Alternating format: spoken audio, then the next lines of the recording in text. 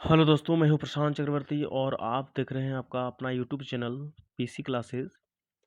और आज हम कुछ नए वीडियो के साथ आपके समक्ष प्रस्तुत हुए हैं। और आपका आज का जो नए वीडियो होने वाले हैं वो है क्लास 11 का जो है इकोनॉमिक्स से मॉडल पेपर को मैं कराने वाला हूं। ठीक है, इसे बहुत ही अच्छे से देखिएगा आप, क्योंकि हाल ही में जो एग्ज़ाम हुए हैं आपके स्कूल में लेटेस्ट, उनमें आप देखिएगा कि कुछ बहुत क्वेश्चन मिलते हैं और होने वाले एग्जाम में भी आपको इससे बहुत ज़्यादा फ़ायदा मिलेगा। तो क्वेश्चन को ध्यान से देखिए और कॉपी में उतारते रहिएगा। वीडियो को रोक कर जहाँ समझ में नहीं आएगा उसको बढ़िया से देखिएगा। और अगर पीडीएफ चाहिए तो हमारे टेलीग्राम चैनल से ज़रूर जुड़ जाइएगा, जिसका लिंक हम डिस्क्रिप्शन बॉक्स में ज़रूर डलवा देंगे। ठीक है ना। तो चलिए सवालों को बढ़ाते हैं, बात को कम करते हुए।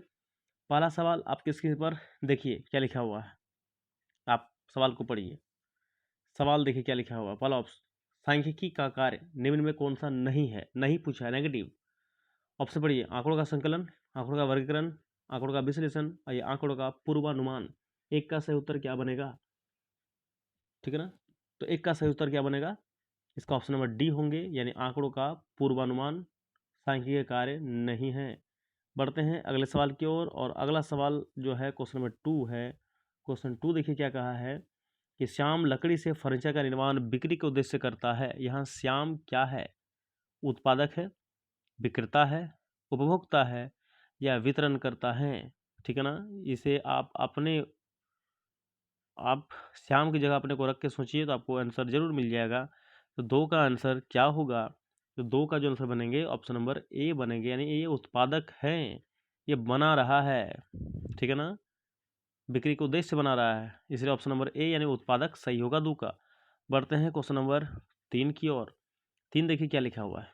आंकड़ों का संग्रह करने वाला व्यक्ति क्या कहलाता है। ऑप्शन को पढ़िए आप बढ़िया से। गणनाकार कहलाता है, प्रदर्शक कहलाता है, या निर्माता कहलाता है, या फिर ऑपरेटर कहलाता है। क्या कहलाता है जी, पढ़िए क्वेश्चन को। देखिए आंकड़ों का संग्रह करने वाला व्यक्ति क्या कहलाता है। ठीक है ना। तो 3 का जो आंसर बनेंगे ऑप्शन नंबर ए बनेगा, गणनाकार। ठीक है ना।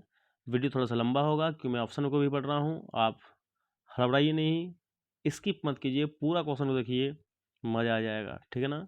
बढ़ते हैं क्वेश्चन नंबर 4 की ओर। क्वेश्चन 4 देखिए क्या कहा है। देखिए ये सब तो बहुत बार पढ़े होंगे, लेकिन जब एग्जाम का टाइम आता है तो ही भूलते हैं आप, तो इसे भूलिए मत, अच्छा से देखिए।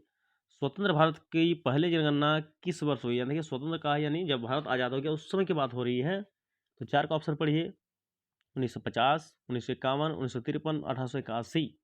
बताइए स्वतंत्र भारत में 4 का आंसर क्या बनेंगे। तो 4 का जो सही उत्तर होगा ऑप्शन नंबर बी, 1951। बढ़ते हैं अगले सवाल की ओर। चलिए क्वेश्चन 5 पढ़िए। समय के अनुसार समूहित की जाने वाला आंकड़ों का वर्गीकरण को क्या कहते हैं। स्थानिक वर्गीकरण, कालानुक्रमिक वर्गीकरण, मात्रात्मक वर्गीकरण या गुणात्मक वर्गीकरण।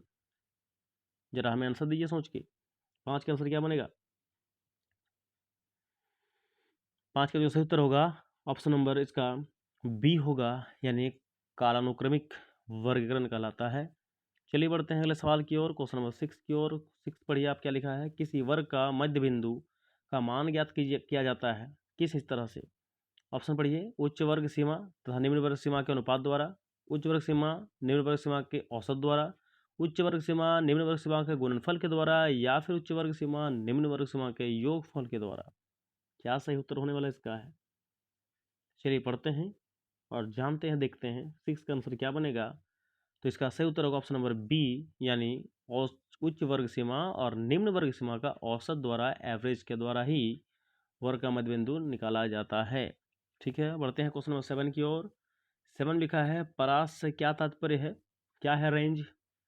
बड़ी ऑप्शन, अधिकतम और न्यूनतम प्रेक्षणों का अनुपात है, अधिकतम और न्यूनतम प्रेक्षणों का बीच का अंतर है, न्यूनतम एवं अधिकतम प्रेक्षणों के बीच का अंतर है, या फिर अधिकतम न्यूनतम प्रेक्षणों का औसत है। क्या आज का सही उत्तर बनेगा 7 का।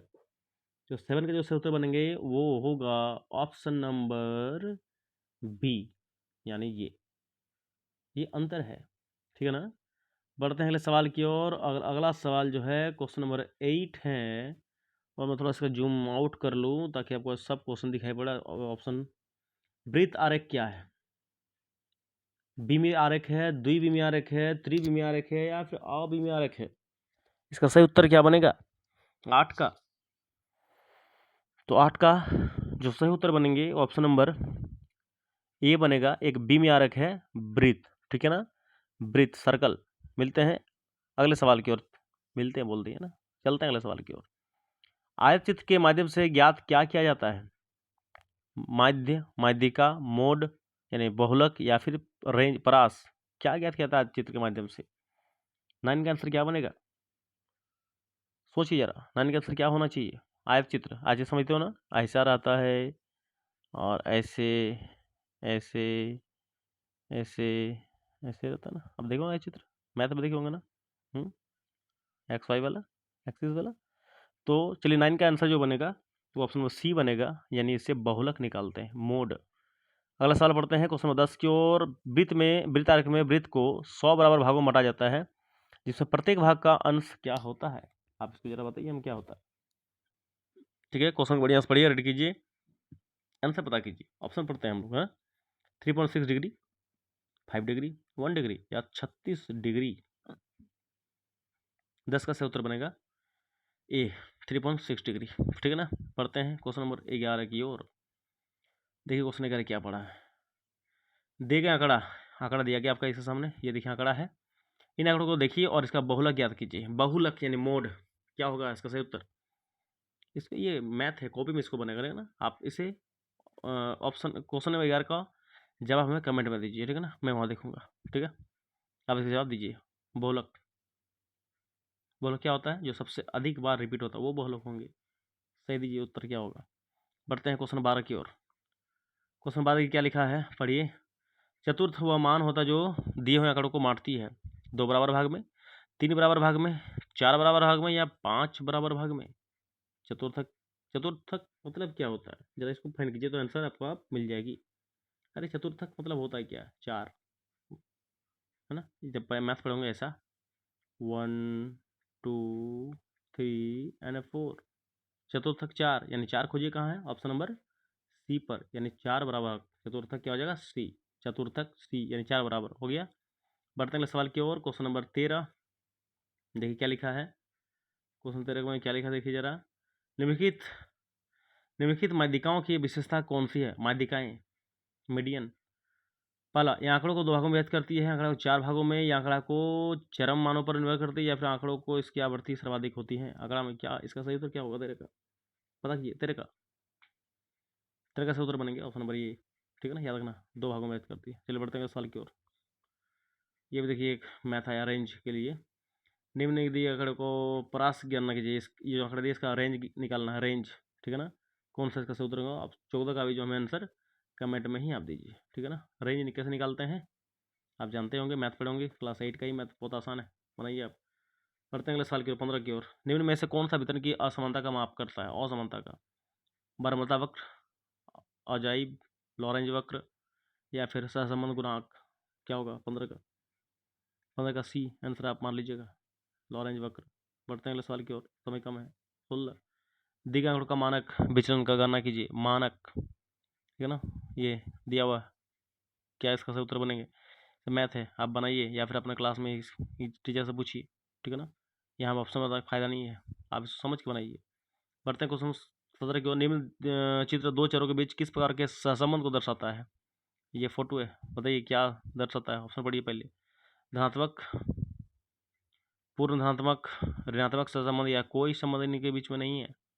क्या होंगे 17 का आंसर? 17 का आंसर क्या बनेगा? ऑप्शन नंबर बी, धनात्मक सहसंबंध। क्वेश्चन 18 पढ़ती है। चलिए 18 की ओर पढ़िए, 18 पढ़िए और पढ़िए क्या लिखा है। देखिए 18 नंबर, पियर्सन सहसंबंध गुणांक का मान क्या होता है? 0, +1, -1 या +1 -1 के बीच। पियर्सन सहसंबंध इंपॉर्टेंट क्वेश्चन है। डी, +1 -1 के बीच संबंध, ठीक है ना। क्वेश्चन 19 पढ़िए आप, क्या लिखा देखिए क्वेश्चन 19 में। कीमत सूचकांक क्या मापता है? आधार वर्ष की तुलना में वर्तमान वर्ष की कीमत के औसत परिवर्तन, वर्तमान वर्ष की तुलना में आधार वर्ष की कीमत में औसत परिवर्तन, ठीक है ना, या फिर आधार वर्ष की तुलना में वर्तमान वर्ष की मात्रा में औसत परिवर्तन, या वर्तमान वर्ष की तुलना में आधार वर्ष का उत्पादन औसत परिवर्तन। क्या मापता है 19 नंबर में? 19 का सही उत्तर क्या बनेंगे? ऑप्शन नंबर ए बनेगा। याद रख लीजिएगा, यहाँ देखिए लिखा हुआ है आधा वर्ष तुलना में वर्तमान की कीमतों में औसत परिवर्तन। ठीक है, बढ़ते क्वेश्चन नंबर 20 की ओर। पासे का मूल्य सूचकांक भार के रूप में किस मान को लिया जाता है? पासा, लूडो। 20 का उत्तर क्या बनेगा? पढ़िए option P1, P0, Q1, Q0। 20 का आंसर क्या बनेगा? 20 का ऑप्शन नंबर सी बनेंगे, यानी Q1। ठीक है ना। बढ़ते हैं किस नंबर। भारत में लौह इस्पात उद्योग का विकास प्रारंभ कब हुआ? 18वीं शताब्दी के प्रारंभ में, 19वीं शताब्दी के पूर्वार्ध में, 19वीं शताब्दी के उत्तरार्ध में, या 20वीं शताब्दी के प्रारंभ में? कब हुई थी जरा बताइए हमें। 20 का, 21 का, 21 का सही उत्तर क्या बनेगा? Option number D. याद रखिए क्या बनेगा? ऑप्शन नंबर डी, 20वीं शताब्दी के प्रारंभ में। ठीक है, चलिए अगले सवाल की ओर बढ़ते हैं। क्वेश्चन नंबर 22 पढ़ते हैं। क्वेश्चन 22 क्या लिखा? देखिए थोड़ा जूम आउट कर देते हैं ना। क्वेश्चन 22 पढ़िए आप। भारत में जननांगीय संक्रमण का प्रथम सोपान किस अवधि को माना जाता है? 1921 के पूर्व, 1921, या 1921 के बाद, या 1922? जननांगीय संक्रमण 22 का उत्तर क्या बनेगा? ऑप्शन नंबर ए सही होगा, 1921 के पूर्व। 23 पढ़ते हैं। भारतीय राष्ट्रीय नियोजन में प्रयुक्त शब्द पंचवर्षीय योजना किस देश से ली गई है? अमेरिका, कनाडा, पूर्व सोवियत संघ, या फ्रांस? क्या होगा? 23 का उत्तर क्या होंगे? 23 का सही उत्तर होगा सोवियत संघ, यानी USSR। बढ़ते हैं अगले सवाल की ओर। Question number 24। प्रशुल्क लगाया जाता है किस पर? वस्तु के उत्पादन भार पर, अंतर्राज्यीय व्यापार पर, निर्यातित वस्तुओं पर, या आयात वस्तुओं पर? क्या 24 का आंसर क्या बनेंगे? 24 का आंसर क्या बनेंगे? ऑप्शन नंबर डी, आयात वस्तु। ठीक है ना। बढ़ते हैं अगले सवाल की ओर। क्वेश्चन नंबर 25 पढ़िए पढ़िए। 25 में क्या कहा है? भारत जैसे देशों में लघु उद्योग को प्रोत्साहन करने के क्या कारण हो सकते हैं? कूटों का प्रयोग करते हुए सही का विकल्प चयन कीजिए। कूट पढ़िए। निम्न पूंजी की आवश्यकता, अधिक रोजगारों का सृजन करने में सक्षम। इसके अनुसार बताइए क्या आंसर होंगे? 3 ऑप्शन भी दिया हुआ है। बड़े उद्योग के साथ प्रतिस्पर्धा करने में सक्षम। तो क्या होंगे 25 का आंसर? 25 का जो उत्तर बनेगा ऑप्शन नंबर सी बनेगा। 1 और 2 दोनों ही सही है। बढ़ते हैं 26 की ओर। आसान है। विश्व व्यापार संगठन का गठन किस वर्ष किया गया है? WTO का गठन बोला है। 26 का ऑप्शन नंबर डी। चलिए बढ़ते फटाफट। 1995, 1 जनवरी। ठीक है ना, 1 जनवरी। क्वेश्चन 27। नई आर्थिक नीति 1991 क्या 3 उपवर्ग है? उदारीकरण, निजीकरण, विश्वकरण, उप सभी? क्या उत्तर होगा? ऑप्शन नंबर डी 27 का सही उत्तर होगा, है ना, LPG मॉडल। याद कीजिए। 28 बढ़ते हैं। वर्तमान में सार्वजनिक क्षेत्र के लिए सुरक्षित उद्योग की संख्या है कितने? 3, 4, 5, या फिर 6 वर्तमान में? 28 का उत्तर क्या बनेंगे? ए नंबर, यानी 3। 29 को बढ़ते हैं। 29 में क्या कहा जाए देखिए। भारत सरकार ने शिक्षा अधिकार अधिनियम को किस वर्ष लागू किया? 29 का आंसर क्या बनेगा? 2006 में, 9 में, 11 में, 14 में? क्या आंसर आएगा 29 का? डी 14। याद रख लीजिएगा। ठीक है ना, मोदी की सरकार बनने के बाद ही बात। 29 नंबर का आंसर। ठीक है, बढ़ते हैं अगला सवाल की ओर। अगला सवाल क्या है देखिए। Question number 30। विश्व अच्छा विश्व ज्ञान अर्थव्यवस्था के श्रेष्ठ प्रयोग करने वाला देश माना जाता है। विश्व ज्ञान अर्थव्यवस्था के श्रेष्ठ प्रयोग करने वाला देश क्या किसे माना जाता है? Ireland, New Zealand, Norway, Japan? अपना देश तो है ही नहीं। तो इसका क्या उत्तर बनेगा? तो इसका उत्तर ये होगा आयरलैंड। ठीक है ना। चलो बढ़ते हैं 31 नंबर। मानव पूंजी के संदर्भ में निम्न कथन और कारण पर विचार कीजिए। आप ही कीजिए। ऑप्शन क्या दिए देखिए। मानव पूंजी अदृश्य होती है, पहला। या धारक के मस्तिष्क में रची बसी होती है? क्या होगा सही? सही क्या हो गए? सही क्या होगा? तो 31 का बाबू क्या बनेगा? 31 का सी होगा, याद रखना है। ये यार दोनों सही है। ठीक है ना। चलो सवाल की बढ़ते हैं। क्वेश्चन नंबर 32 और 8 सवाल बचे हैं हमारे पास। फटाफट पढ़ते हैं। ऑपरेशन फ्लड का संबंध किससे है? दूध के उत्पादन से, मछली उत्पादन से, अनाज उत्पादन से, फल उत्पादन से? ऑपरेशन फ्लड क्या है? 32 का आंसर क्या बनेगा बताइए। ऑप्शन नंबर दूध। ठीक है ना, ए सही हो गए। 33 पढ़ते हैं। पर्यावरण मित्र प्रौद्योगिकी का संबंध निम्न में से किसमें है? कृषि में जैविक खाद के प्रयोग से, कृषि में रासायनिक खाद के प्रयोग से, कृषि में रासायनिक कीटनाशक के प्रयोग से, या फिर कृषि में बिना खाद और कीटनाशक के प्रयोग से? पर्यावरण मित्र प्रौद्योगिकी का संबंध किससे है जी? है जी, किससे है जी? 33 का क्या उत्तर बनेगा? 33 का उत्तर होगा ऑप्शन नंबर ए, जैविक खाद। ठीक है ना। बढ़ते हैं बायो कंपोस्ट। 34 को पढ़ते हैं। भारत में अधिकांश श्रमिकों को रोजगार का स्रोत क्या है? प्राथमिक क्षेत्र, द्वितीयक, तृतीयक, बी, सी दोनों? 34 का आंसर क्या बनेंगे? 34 का उत्तर होगा आपके सामने ऑप्शन नंबर ए, प्राथमिक क्षेत्र, यानी प्राइमरी सेक्टर से ही सबसे ज़्यादा रोजगार हैं भैया, क्योंकि भारत किसानों का देश है। क्वेश्चन 35। निर्माण निर्माण मजदूर निम्न में से क्या कहलाते हैं?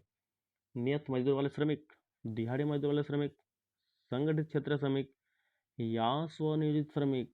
क्या आंसर बनेगा साहब 35 का? अच्छे से पढ़िए आप। बी दिहाड़ी। अरे दिहाड़ी, जो डेली मजदूर, जो डेली रोज रोज काम करते हैं, शाम को पैसा लेकर घर वापस आते हैं। ठीक है, बच्चे खुश, उनको हो जाएगा। बढ़ते हैं क्वेश्चन नंबर नेक्स्ट की ओर। क्वेश्चन नेक्स्ट पढ़िए आप, क्या लिखा है।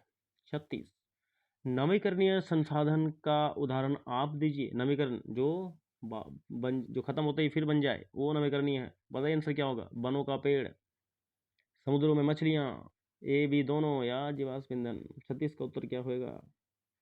सी नंबर, यानी दोनों होंगे। पेड़ काटो आ जाएंगे, मछलियाँ मार लो आ जाएंगे। ठीक है ना?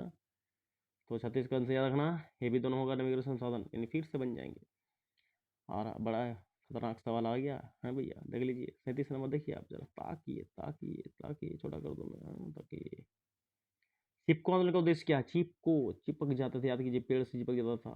नहीं काटने देंगे, हम नहीं काटने देंगे। पढ़िए, हिमालय पर्वत में वनों का संरक्षण, तटीय प्रदेश में वनों का संरक्षण, मैदानी वनों में संरक्षण, मैदानी क्षेत्रों में वनों का संरक्षण, या 4 नंबर ऑप्शन देखिए, पढ़िए जरा, पठारी क्षेत्र में वनों का संरक्षण। क्या उत्तर होगा इसका भैया? क्या उत्तर होंगे भैया? 37 का उत्तर क्या होगा? ए, हिमालय पर्वत में वनों का संरक्षण करना है। बढ़ते हैं 38 नंबर सवाल। वैश्विक उष्णता का प्रमुख कारण क्या है? वैश्विक उष्णता यानी ग्लोबल वार्मिंग का कारण है क्या? पढ़िए, पृथ्वी का वातावरण में औसत तापमान वृद्धि, समुद्र के वातावरण में औसत तापमान वृद्धि, हिमालय का पिघलना, या ग्रीन हाउस गैस में वृद्धि। 38 का जो आंसर बनेंगे वो option number D, green house gas में वृद्धि। और जलाइए और धुआं कीजिए और पेड़ पौधा काटिए। बहुत अच्छा बात। चीन के 39 नंबर, चीन के ग्रामीण क्षेत्र में प्रारंभ किए गए कम्यून, कम्यून का संबंध निम्न में से किससे है? कम्यून किसे कहते हैं? सामूहिक खेती, वनों के सामूहिक संरक्षण करने से, सामूहिक व्यापार से, या ऑप्शन डी अंत सामूहिक उद्यम से। चलिए चीन से पूछ के आते हैं हम लोग, चीन से पूछ के आते हैं कम्यून क्या है बेटा। चीन बताओ। तो 39 के आंसर क्या बनेंगे? चलिए पता कर लिए, फ़ोन लगा लिए। 39 का आंसर बनेगा ऑप्शन नंबर ए, सामूहिक खेती ही वहाँ का कम्यून है। याद रख लीजिएगा। और आज का अंतिम सवाल, अंतिम सवाल आज का पढ़ लीजिए बढ़िया से। मानव विकास संकेतक आधार पर निम्न में कौन सा देश प्रथम स्थान पर है? मानव विकास संकेतक। अच्छा, खुश हो गए, भारत आया है ना? लेकिन देखते हैं आंसर बनेंगे कि नहीं। भारत, चाइना, नेपाल, अच्छा बेटवा भी आया है, पाकिस्तान। बताइए क्या आंसर सही होंगे। क्वेश्चन पढ़िए, बताइए 40 का। ठीक है ना? अच्छा, उत्तर बताने से पहले मैं बता दूं आपको कि पीडीएफ अगर लेनी हो तो टेलीग्राम चैनल पर जुड़ जाइए। ठीक है ना? वहाँ पर मैं उसको पिन करा दूंगा, इसका लिंक साथ में। चैनल में नए हैं तो बाबा जी इसको थोड़ा सा शेयर और सब्सक्राइब जरूर कर दीजिए। मैं आप ही लोग के लिए बनवा रहा हूँ। ठीक है ना? साथ में लाइक कर दो भैया, मोटिवेशन मिलता है, पैसे नहीं मिलते हैं, मास्टर नहीं कमा लेगा। और कमेंट में 2-4 शब्द बोल दो, दिन भर तो बहुत फालतू फालतू बात बोलबे करते हो। 2-4 शब्द यहाँ भी लिख दो, अच्छा वाला है ना, फालतू वाला नहीं, अच्छा वाला शब्द यहाँ पर लिख दीजिए, ताकि आप किस विषय पर चाहते हैं। हालांकि मैं तो अपने हिसाब से सही करवा रहा हूँ, आप इसको देखते रहिए, एग्जाम में जरूर पास होइएगा। ठीक है ना? तो 40 का आंसर चले पढ़ते हैं क्या होगा। अंत बच्चे बड़े हो जाएंगे, ज़्यादा बोलेंगे नहीं हम। 40 का जो सही उत्तर होगा वो होगा पड़ोसिया, चाइना, छोटी आंख वाले, सही उत्तर का। ठीक है ना? तो ये 40 क्वेश्चन मैंने आपका पूरा करवा दिया। मिलते हैं अगले वीडियो में बहुत ही शानदार सेशन के साथ। तब तक सारे क्वेश्चन को अच्छे से पढ़ लीजिए आप। ठीक है? चलिए, रात बहुत होगी, चलो मैं सोने। एग्जाम के लिए ऑल द बेस्ट।